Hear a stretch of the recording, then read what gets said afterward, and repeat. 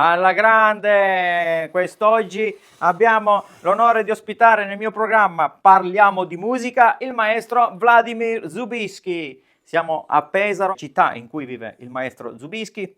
È un onore per me, maestro. Finalmente Anche per me, ci molto grande. vediamo. È sempre bello vedersi perché Altrettanto. il maestro Vladimir è stato per me il mio primo insegnante di fisarmonica. Ho iniziato a studiare con lei proprio nel 1996. Mi ha, diciamo, aperto una strada che poi è diventato il mio lavoro, ovviamente anche grazie a mio fratello Raffaele che, come ha detto prima, mi tirava Per orecchio, perché non volevo studiare fisarmonica, solo giocare calcio e basta. Quest'oggi parliamo con il maestro Zubisky della fisarmonica, ma non tanto della storia della fisarmonica, di come è nata, ma del repertorio fisarmonicistico. Facciamo una chiacchierata in merito alla fisarmonica, come si è evoluta nel tempo, si è sviluppata la didattica anche all'interno dei conservatori, delle scuole e fino ad arrivare ad oggi che comunque ci sono tante cattedre di fisarmonica, tra l'altro, per apprendere questo strumento all'interno di istituti musicali, conservatori. Direttore d'orchestra, concertista, maestro di fisarmonica e compositore. Anche le sue composizioni vengono eseguite alle competizioni mondiali di fisarmonica, vengono eseguite da orchestre sinfoniche, ma attualmente sta componendo altri brani lei, maestro? Dicono che non devo dire perché quello è un grande segreto che sa solo Dio. Cosa finiamo? Sì, io adesso comporrò grandi sinfonie corali e orchestrali su temi ucraini, perché abbiamo adesso terribile guerra con la Russia. Io scrivo quelli grandi sinfonie patriottiche su temi popolari nostri per mostrare la bellezza del nostro folklore, mostrare che il nostro paese c'è unito, bello, è forte, è un paese che salva tutta l'Europa adesso. Anche perché lei è ucraino, giusto, Sì. maestro? Così, per chi non lo sapesse, almeno facciamo conoscere anche le sue radici. Ecco. La fisarmonica tuttora è vista come uno strumento da balera, ma non tutti sanno che con questo strumento si può suonare veramente di tutto. Ok, si può suonare la musica folcloristica, ma si può anche suonare la musica classica, Mozart, Bach, si può suonare la musica da ballo, come si può suonare il jazz. Si è sviluppata in tutto il mondo ed è stata appunto sfruttata in tutti i generi musicali. Io anche per dire, da anni porto avanti la fisarmonica moderna, che è un mio progetto basato sulla musica dance, ecco, commerciale, ma dietro al mio progetto, la fisarmonica moderna, c'è anche dietro una base classica, che è importante la musica classica per chi suona qualsiasi strumento, secondo me. Adesso i ragazzi vogliono apprendere, secondo lei, la musica classica oppure c'è un pochino di cambiamento? Ma penso per ogni musicista è importantissimo diventare professionista e dopo scegliere la sua strada. Perché molti ragazzi fanno diploma con conservatorio come musicisti classici e dopo cominciano a lavorare in modo jazz, in modo varietà, in modo classico, in diverso. Qualcuno collabora con altri strumenti, fa musica da camera, qualcuno fa solista con orchestra, quello tutto dipende, è importante avere buona base. E quella base è cominciata per esempio da noi dal 1936, aperta prima cattedra in Kiev. In Italia, se non sbaglio, nel 92, aperta prima cattedra a Pesaro con ritardo di 50 anni, meno, anche di più. Vuol dire che fisarmonica è uno strumento molto giovane e ha molti grandi prospettive. È uno strumento moderno perché Moderno. appunto il primo brevetto risale al 1829, tra l'altro. Per chi non lo sapesse, appunto, in passato si poteva studiare fisarmonica soltanto in alcuni conservatori, come ha citato il maestro. La prima cattedra è stata avviata a Pesaro intorno agli anni 90, Firenze, poi altri conservatori hanno appunto dato la possibilità di studiare questo strumento agli studenti che volevano avvicinarsi alla musica classica e alla fisarmonica. Adesso c'è la possibilità di studiare anche altri generi musicali nei conservatori perché sono stati istituiti dei diplomi accademici, quindi delle lauree, non soltanto in musica classica, ma anche in altri generi, così in modo tale da abbracciare più studenti e anche dare la possibilità a chi vuole studiare un genere più che un altro, perché magari non a tutti piace la musica classica e non a tutti piace il jazz magari. Quindi ci si può laureare in fisarmonica jazz per dire e in fisarmonica classica. Poi secondo me la base classica è importante per ogni musicista. In passato la fisarmonica in conservatorio aveva soltanto un indirizzo classico, perché si poteva studiare soltanto la musica classica. C'erano dei programmi ministeriali dalla durata di 10 anni che bisognava appunto studiare obbligatoriamente quel programma, volere o volare, giusto? E visto che parliamo di fisarmonica all'interno dei conservatori, adesso il maestro Vladimir Zubisky ci farà sentire un brano polifonico per organo di Johann Sebastian Bach.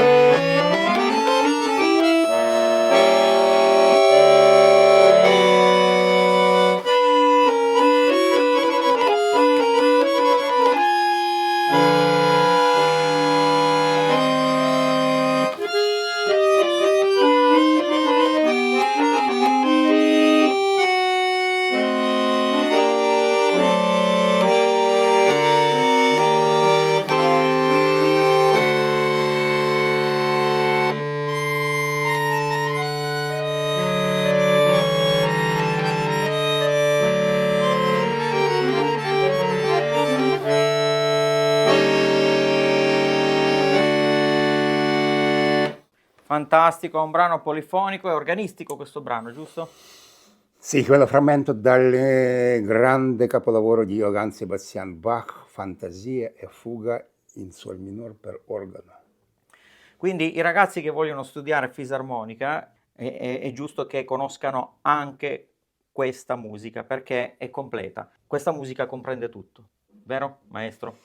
Quello non musica, ma quello grande preghiera per Dio, perché Johann Sebastian Bach ha lavorato tutta la vita in chiesa e tutti i brani dedicati al Dio. Se prendi un spartito suo, all'inizio è scritto «Oh Dio, aiuta me», alla fine «Grazie a Dio».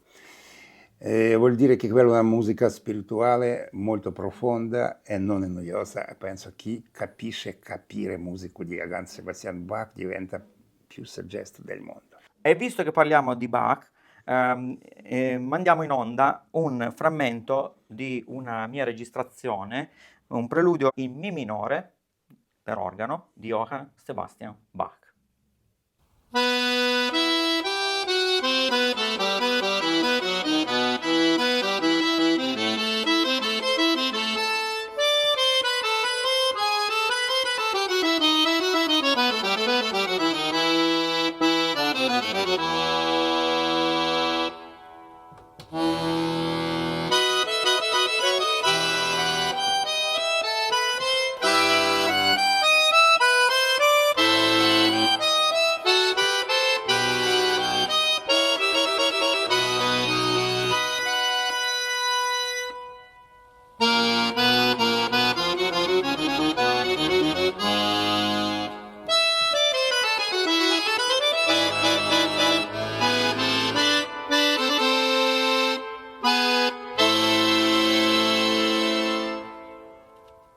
Anche Piazzolla, nonostante non era un fisarmonicista, era un bandoneonista, ha dato vita a un nuovo, chiamiamo stile, il tango nuevo, questo tango che aveva influenze jazzistiche, in cui è stata inserita l'orchestra sinfonica, la batteria, il basso, nuove sonorità che hanno dato vita a questo Tango Nuevo di Astor Piazzolla.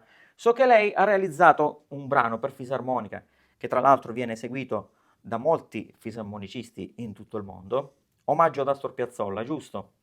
Sì. Mi farebbe piacere ascoltarne un frammento di questo magnifico brano.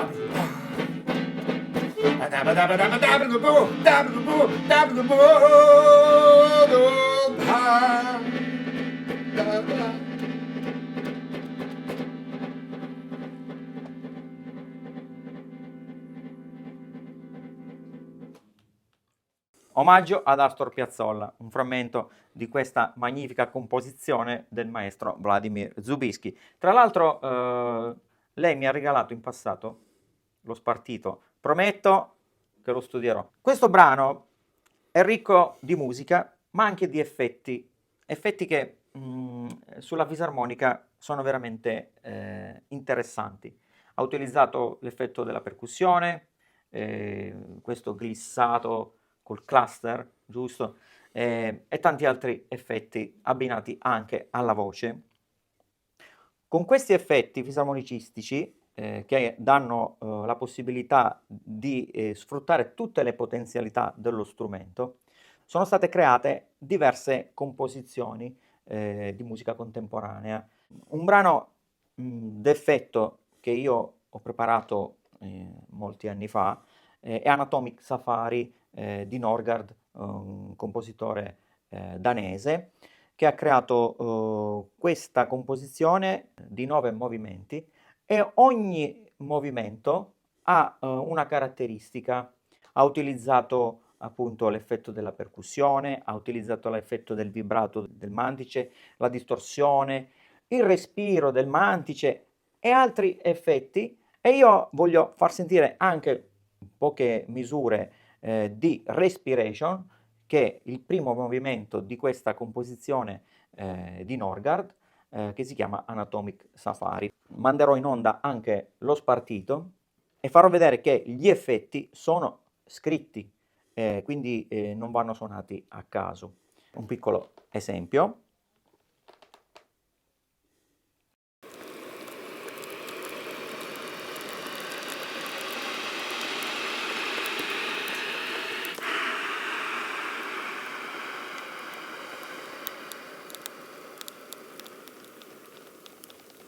Poi c'è una pausa, 1, 2, 3, 4.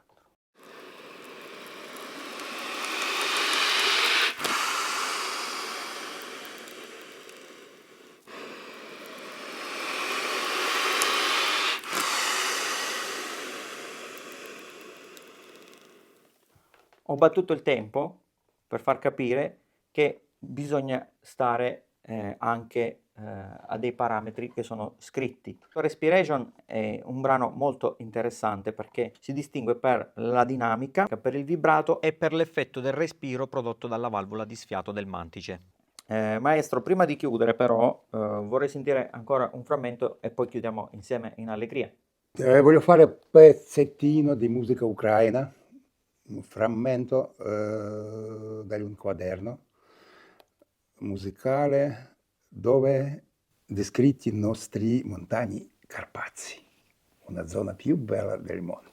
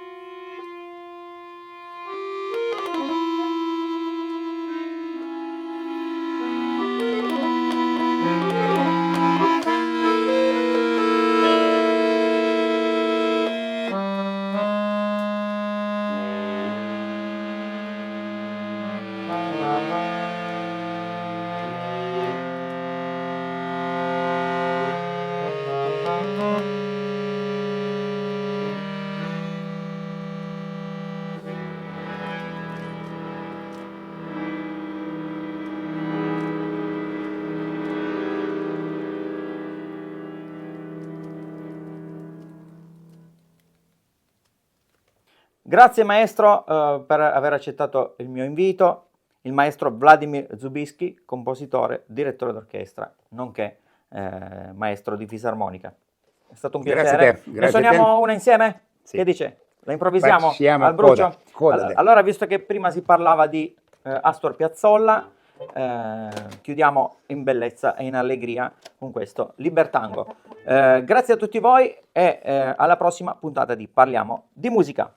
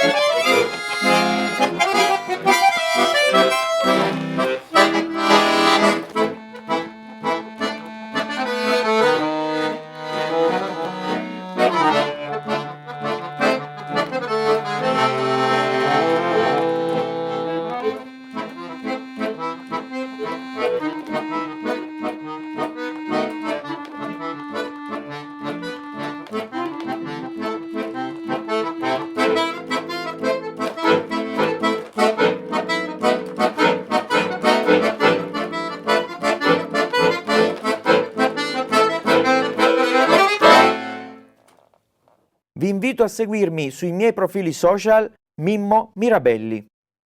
Parliamo